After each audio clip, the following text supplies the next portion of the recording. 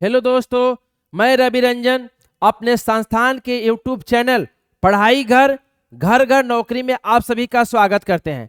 जैसा कि पिछले वीडियो में हम लोग राज्य व्यवस्था के एक महत्वपूर्ण टॉपिक नीति निर्देशक तत्व और मौलिक कर्तव्य के 15 महत्वपूर्ण सवालों का आंसर दिए थे। आज फिर से 15 महत्वपूर्ण सवालों का हम लोग आंसर देंगे पार्ट 2 में। तो आप लोग भी जल्दी से तैयार हो जाएंगे और वीडियो में अंत तक बने रहेंगे। 15 महत्वपूर्ण सवाल जो है आने वाले हैं, जो आपके बिहार दरोगा, Bihar SSC, railway, BPSC, Bihar teacher इत्यादि तमाम एग्जाम में आपको लाभकारी होगा। तो वीडियो को जल्दी से अपने दोस्तों के पास शेयर करें। आइए आज के पहले सवाल पाते हैं। देखेंगे आज का पहला सवाल है, देखेंगे आपके स्क्रीन पर पहला सवाल आ चुका है। आप भी जल्दी से जो है कमेंट बॉक्स में आंसर देंगे। निम्नलिखित में से कौन सा अनुच्छेद स्त्रियों को प्रसूति सहायता के लिए उपबंध करता है? निम्नलिखित में से कौन सा अनुच्छेद स्त्रियों को प्रसूति सहायता के लिए उपबंध करता है? अनुच्छेद 41, अनुच्छेद 42, अनुच्छेद 43, अनुच्छेद 46। आप भी जल्दी से कमेंट बॉक्स में आंसर देंगे। आंसर क्या होगा? तो देखेंगे आंसर इसका हो जाएगा अनुच्छेद 42। अनुच्छेद 42 में जो है स्त्रियों के लिए मानोचित एवं न्यायोचित एवं प्रसूति सहायता का वर्णन किया गया है। देखेंगे वर्ष 2017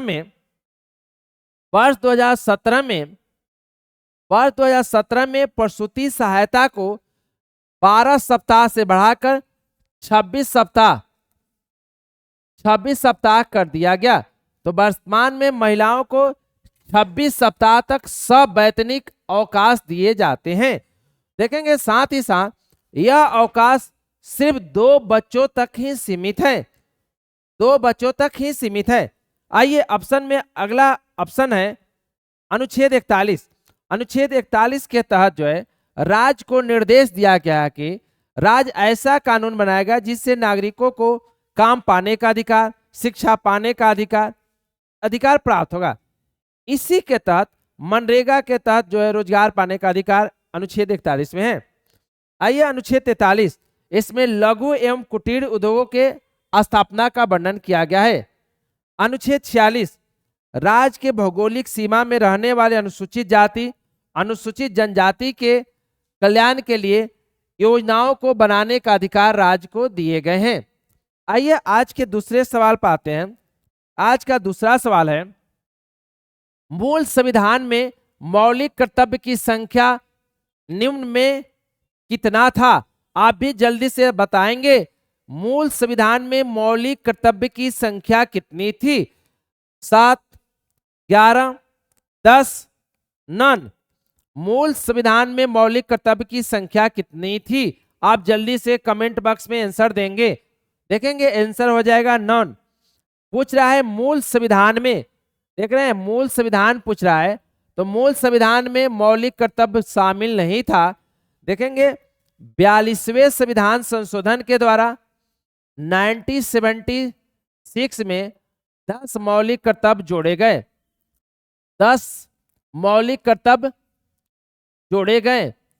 मूल संविधान में एक भी मौलिक कर्तव्य नहीं था। और 86वें संविधान संशोधन के द्वारा 2002 में 11वें मौलिक कर्तव्य को 11वें FR लिख दे रहे हैं, फंडामेंटल ड्यूटी होगा, मौलिक कर्तव्य को जोड़ा गया। 11वें मौलिक कर्तव्य को 86वें संविधान संशोधन के द्वारा 2002 में जोड़ा गया। आइए आज के अगले सवाल पाते हैं। आज का अगला सवाल है, देखेंगे पर्यावरण संरक्षण व संवर्धन तथा वन्य जीवों की सुरक्षा का प्रावधान किस अनुच्छेद में है? अनुच्छेद 51, अनुच्छेद 48 का ए, अनुच्छेद 48, अनुच्छेद 49। पर्यावरण संरक्षण एवं संवर्धन तथा वन्य जीवों की सुरक्षा का प्रावधान संविधान के किस अनुच्छेद में है? आप जल्दी से बताएंगे। अनुच्छेद 51, अनुच्छेद 48 का क, अनुच्छेद 48 और अनुच्छेद 49। तो देखेंगे आंसर हो जाएगा अनुच्छेद 48 का क, अनुच्छेद 48 के क को देखेंगे, अनुच्छेद 48 के क को 42वें संविधान संशोधन के द्वारा 1976 में जोड़ा गया, जिसके तहत वन एवं वन जीव संरक्षण की बात किया गया है। अनुच्छेद 51, इसमें अंतर्राष्ट्रीय शांति, अंतर्राष्ट्रीय संबंध, अंतर्राष्ट्रीय स्तर पर जो है जो विदेश नीति के निर्धारण का वर्णन किया गया है। यानी भारत जो है अंतर्राष्ट्रीय स्तर पर किसी भी प्रकार का जो है अशांति उत्पन्न होता है तो उसे शांति पूर्वक समाप्त करने का प्रयास करेगा, जिसका वर्णन अनुच्छेद 51 में है। अनुच्छेद 48, अनुच्छेद 48 में जो है कृषि, जो पशु हैं, दुधारू पशु है, उनके संरक्षण की बात करता है, कृषि के आधुनिक विकास की बात करता है। और यहाँ पर अनुच्छेद 48 में गो हत्या को प्रतिबंधित करता है। अनुच्छेद 49, अनुच्छेद 49 में राष्ट्रीय स्मारक, राष्ट्रीय धरोहर स्थलों के संरक्षण करने की बात करता है, जो कि राज्य का कर्तव्य होगा। आइए आज के अगले सवाल पाते हैं। आज का अगला सवाल है, देखेंगे आज का अगला सवाल क्या कहता है, देखेंगे राज्य की परिभाषा संविधान के किस अनुच्छेद में है। राज्य की परिभाषा, देखेंगे राज्य की परिभाषा संविधान के किस अनुच्छेद में है। अनुच्छेद 36, अनुच्छेद 37, अनुच्छेद 48, अनुच्छेद 49। आप जल्दी से बताएंगे राज्य की परिभाषा संविधान के किस अनुच्छेद में है। तो देखेंगे अनुच्छेद 36 में राज्य की परिभाषा का वर्णन किया गया है। अनुच्छेद 37, इसमें कहा गया है कि टीपीएसपी यानी directive principle of state policy न्यायालय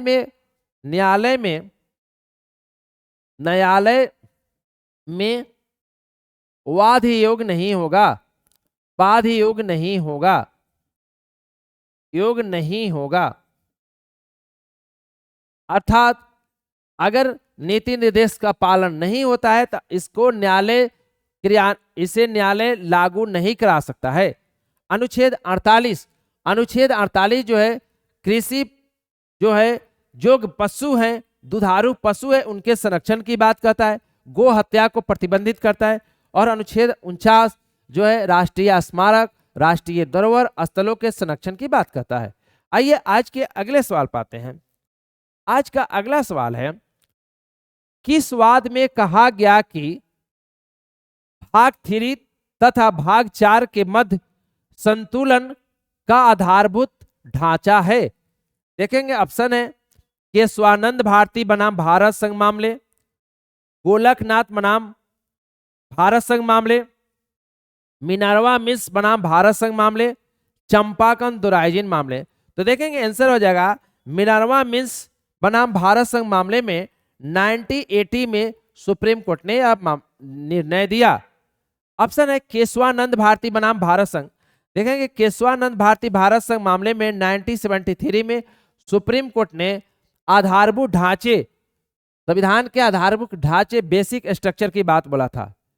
गोलकनाथ बनाम पंजाब राज मामला जो है 1967 की बात है। 1967 में इस मामले में सुप्रीम कोर्ट ने कहा कि संसद जो कि विधायिका है, इसे सिर्फ कानून बनाने का अधिकार है, संविधान में संशोधन करने का अधिकार नहीं है।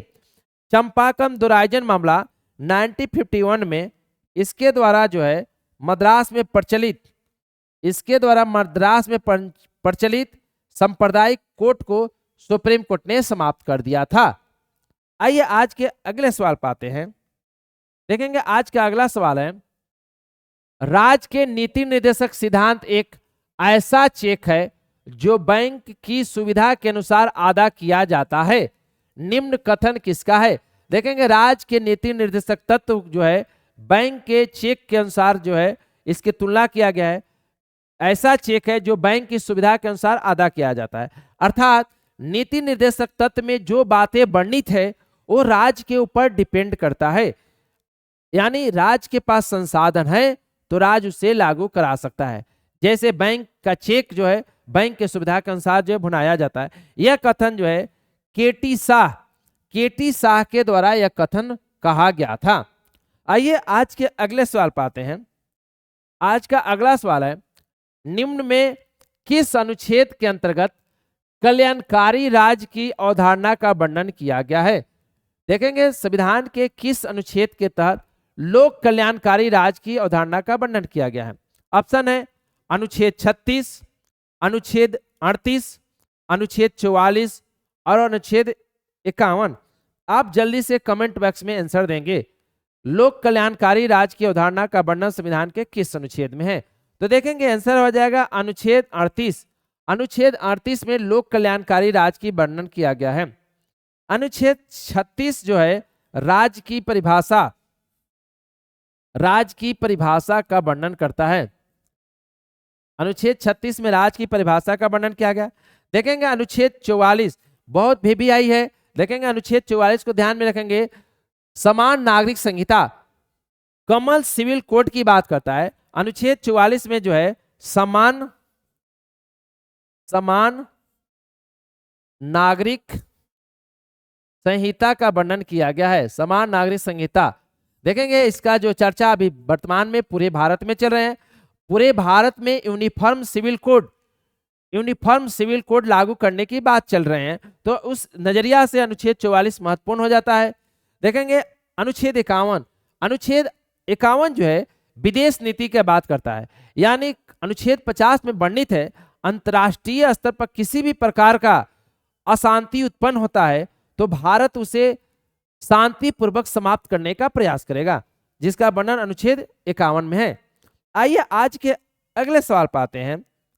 आज का अगला सवाल है, नीति निर्देशक सिद्धांत को प्रायः समाजवादी माना जाता है। नीति निर्देशक तत्व को प्रायः समाजवादी माना जाता है। ऑप्शन पर आते हैं, ग्राम पंचायतों की स्थापना, गोवध पर प्रतिबंध, अंतर्राष्ट्रीय शांति और सुरक्षा को प्रोत्साहित करना, आय की असमानताओं को कम करना।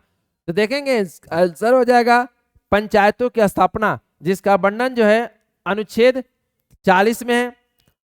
गोवध पर प्रतिबंध, जिसका वर्णन जो है अनुच्छेद 48 में है। देखेंगे अंतर्राष्ट्रीय शांति और सुरक्षा की बात करता है, आर्टिकल 51 में है। और आय की असमानताओं को कम करना देखेंगे अनुच्छेद 39 में है।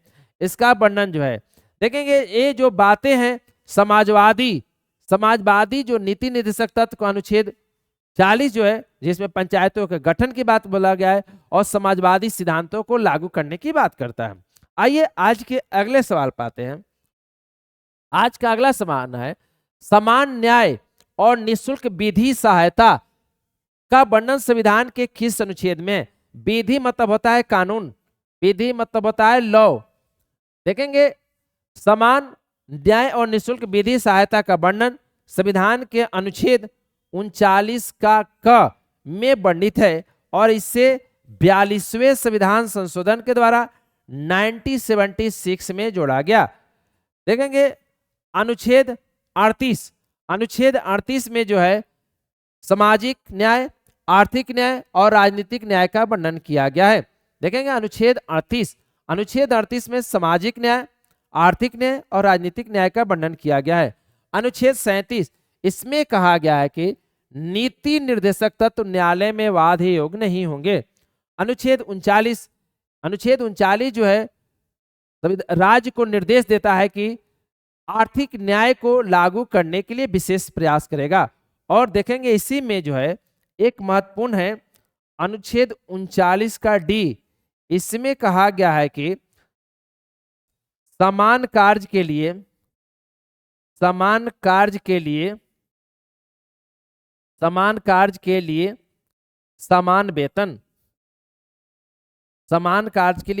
वेतन। देखेंगे एक कई बार पूछे जा चुके हैं, संविधान के किस अनुच्छेद में समान कार्य के लिए समान वेतन का प्रावधान है? तो अनुच्छेद 39 के डी में समान कार्य के लिए समान वेतन का प्रावधान किया गया है। आइए आज के अगले सवाल पाते हैं। देखेंगे निम्न में से कौन सा अनुच्छेद अनुसूचित जाति, अनुसूचित जनजाति, दुर्बल वर्गों के शैक्षणिक आर्थिक हितों की अभिवृद्धि का प्रावधान करता है? अनुसूचित जाति, अनुसूचित जनजाति के कल्याण, उनके शैक्षणिक आर्थिक हितों की अभिवृद्धि का वर्णन संविधान के किस अनुच्छेद में है? अनुच्छेद 42, अनुच्छेद 43, अनुच्छेद 46, अनुच्छेद 49। तो देखेंगे इसका आंसर हो जाएगा अनुच्छेद 46 में कहा गया है कि राज्य अपने भौगोलिक सीमा में रहने वाले अनुसूचित जाति जनजाति के कल्याण के लिए, उनके शैक्षणिक विकास के लिए, उनके शैक्षणिक अभिवृद्धि के लिए कार्य करेगा और उसके लिए नीति बनाएगा। लेकिन राज्य इस बात का ध्यान रखेगा कि नीति बनाते समय किसी दूसरे वर्ग का नुकसान ना हो। अनुच्छेद 42 देखेंगे, यह अनुच्छेद 42 स्त्रियों के लिए प्रसूति अवकाश की बात करता है, प्रसूति अवकाश की बात करता है। और देखें 2017 में महिलाओं के लिए प्रसूति अवकाश को बढ़ाकर 26 सप्ताह कर दिया गया। तो वर्तमान में महिलाओं को 26 सप्ताह तक जो है सवैतनिक 26 सप्ताह तक प्रसूति अवकाश प्राप्त होते हैं। अनुच्छेद 43 जो है कुटीर उद्योग, लघु उद्योग की स्थापना की बात करता है और उसके संरक्षण की बात करता है। अनुच्छेद 49 जो है, यह जो है राष्ट्रीय स्मारक,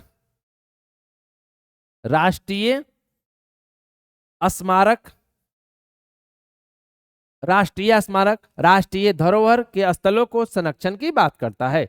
आइए आज के अगले सवाल पाते हैं। देखेंगे आज का अगला सवाल है, राज्य के नीति निर्देशक सिद्धांतों में से किस अनुच्छेद का संबंध अंतर्राष्ट्रीय शांति और सुरक्षा के संवर्धन से है? अंतर्राष्ट्रीय शांति और संवर्धन से है। आइए ऑप्शन है अनुच्छेद 48, अनुच्छेद 51, अनुच्छेद 52 और अनुच्छेद 54। जल्दी से कमेंट बॉक्स में आंसर देंगे। अंतर्राष्ट्रीय शांति और सुरक्षा के संवर्धन का वर्णन जो है अनुच्छेद 51 में है। देखेंगे अनुच्छेद 48 में जो है कृषि योग्य पशुओं के, दुधारू पशुओं के और गो हत्या को प्रतिबंधित करता है। अनुच्छेद 52 देखेंगे, अनुच्छेद 52 में कहा गया कि भारत का एक राष्ट्रपति होगा। अनुच्छेद 52 में कहा गया कि भारत का एक राष्ट्रपति होगा। और अनुच्छेद 54 में राष्ट्रपति का जो है निर्वाचक मंडल, अनुच्छेद 54 में राष्ट्रपति के निर्वाचक मंडल का वर्णन किया गया है। आइए आज के अगले सवाल पर आते हैं। निम्नलिखित में से कौन सा एक मौलिक कर्तव्य नहीं है? निम्नलिखित में से कौन सा एक मौलिक कर्तव्य नहीं है? राष्ट्रगान का सम्मान करना, राष्ट्रीय संपत्ति का बचाव करना, राष्ट्रीय महत्व के स्थानों और स्मारकों की रक्षा करना, प्राकृतिक वातावरण का संरक्षण और सुधार करना। तो देखेंगे आंसर हो जाएगा राष्ट्रीय महत्व के स्थानों और स्मारकों की सुरक्षा करना, जिसका वर्णन अनुच्छेद 49 में है और यह राज्य के नीति निर्देशक तत्व के अंतर्गत शामिल है और जो है मौलिक कर्तव्य के अंतर्गत आते हैं। आइए आज के अगले सवाल पाते हैं। देखेंगे आज का अगला सवाल है, निम्न में से किस भाग में मौलिक कर्तव्य का वर्णन किया गया है? मौलिक कर्तव्य का वर्णन संविधान के किस भाग में है? आप जल्दी से कमेंट बॉक्स में आंसर देंगे। देखेंगे आपके सामने ऑप्शन है संविधान के भाग 3, भाग 4, भाग 4 का क और भाग 5 का क। तो देखेंगे आंसर हो जाएगा भाग 4 का क। देखेंगे भाग 4 के क को 42वें संविधान संशोधन के द्वारा 1976 में जोड़ा गया और आर्टिकल 51A भी जोड़ा गया, जिसमें मौलिक कर्तव्य को शामिल किया गया। देखेंगे भाग 3 जिसमें fundamental right, A for fundamental right का वर्णन किया गया। देखेंगे संविधान के भाग 4 में डीपीएसपी का वर्णन किया गया है। Directive principle of state policy का वर्णन संविधान के भाग 4 में है। देखेंगे मूल संविधान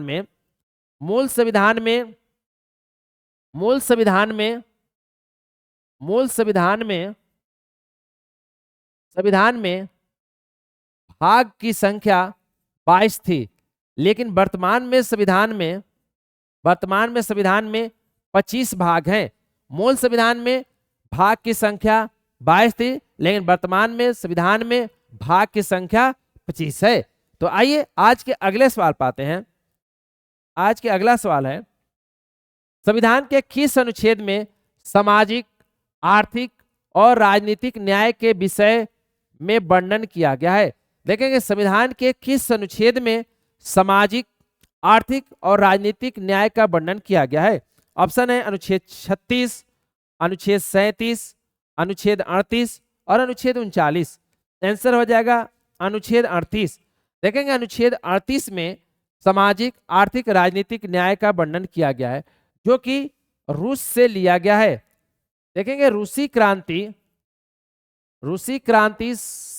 1917 में नारा लगाया गया था सामाजिक न्याय, आर्थिक न्याय, राजनीतिक न्याय। रूसी क्रांति से प्रभावित होकर भारत के संविधान के प्रस्तावना में भी और अनुच्छेद 38 में सामाजिक, आर्थिक, राजनीतिक न्याय का वर्णन किया गया है। अनुच्छेद 36 राज्य की परिभाषा, राज्य की परिभाषा, राज्य की परिभाषा। अनुच्छेद 37 डीपीएसपी न्यायालय में वाद योग नहीं होगा, वाद योग नहीं होगा, नहीं होगा। देखेंगे अनुच्छेद 39, इसमें आर्थिक न्याय पर आधारित समाज के स्थापना का वर्णन किया गया है और समान कार्य के लिए समान वेतन का वर्णन किया गया है। और अनुच्छेद 39 में ही समान न्याय और निःशुल्क विधि सहायता का वर्णन किया गया है। समान न्याय, सम्मान न्याय एवं निःशुल्क विधि सहायता का वर्णन किया गया है। तो आइए आज के अगले और लास्ट सवाल पाते हैं, आज के अंतिम सवाल पाते हैं। आज का अंतिम सवाल है, मौलिक कर्तव्य की अवहेलना करने पर भारतीय संविधान में निम्न प्रावधान वर्णित है। मौलिक कर्तव्य के उल्लंघन होने पर, मौलिक कर्तव्य के अवहेलना होने पर संविधान में क्या प्रावधान है? ऑप्शन देखेंगे, दंड देने का प्रावधान है, दंड देने के प्रावधान नहीं है, कुछ विशेष मामलों में दंड देने की प्रावधान है, अधिनियम बनाकर दंड देने की व्यवस्था की गई है। आंसर होगा दंड देने का प्रावधान नहीं है। देखेंगे मौलिक कर्तव्य न्यायालय में बाध्यकारी नहीं है, मौलिक कर्तव्य निर्देशात्मक है, आदेशात्मक नहीं है। तो मौलिक कर्तव्य के अवहेलना होने पर, मौलिक कर्तव्य के पालन नहीं होने पर इसके लिए संविधान में दंड का प्रावधान नहीं है। तो इस प्रकार से नीति निर्देशक तत्व और मौलिक कर्तव्य के पार्ट 2 में हम लोगों ने 15 सवालों का जो है जवाब दिया। फिर से अगले वीडियो में फिर से हम लोग फिर किसी टॉपिक के साथ मिलते हैं। तब तक के लिए आज इतना ही। धन्यवाद।